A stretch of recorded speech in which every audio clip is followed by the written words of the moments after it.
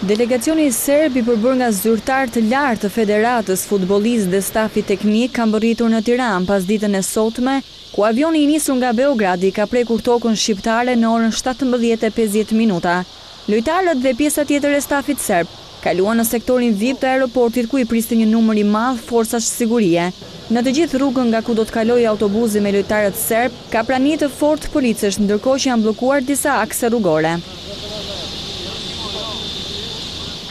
Data 8 tetor 2015 padyshim do të ketë vëmendjen e mbar shqiptarëve kudo në botë.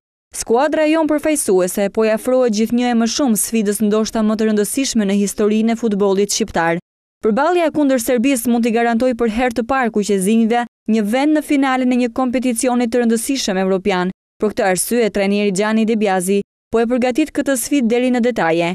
Tekniku italian nuk do të ndryshojë asgjë nga skema e përdorur pothuajse në të gjitha ndeshjet e këtyre eliminatorëve, pra 4-1-4-1. Duket qartë mobilizimi i lojtarëve kuqezi për të dhënë maksimumin në këtë supersfidë, ku atmosfera në stadium pritet të jetë entuziazmuese me një Elbasan Arena do të jetë i veshur me ngjyrat kuqezi. Mira tifoz kuqezi kanë hyrë sot në Shqipëri përmes pikës kufitare të Morinit në Kukës. Mendoj që ndeshja e jetës, ndeshja e sfida e ëndrrave tona dhe shpresona që kena me fitu, që kjo është arsyeja pse na jena këtu. 3-0. Ndeshja nesër është një ndeshje historike, me shumë entuziazëm e pret mbar kombi shqiptar, presëm një fitore brillante.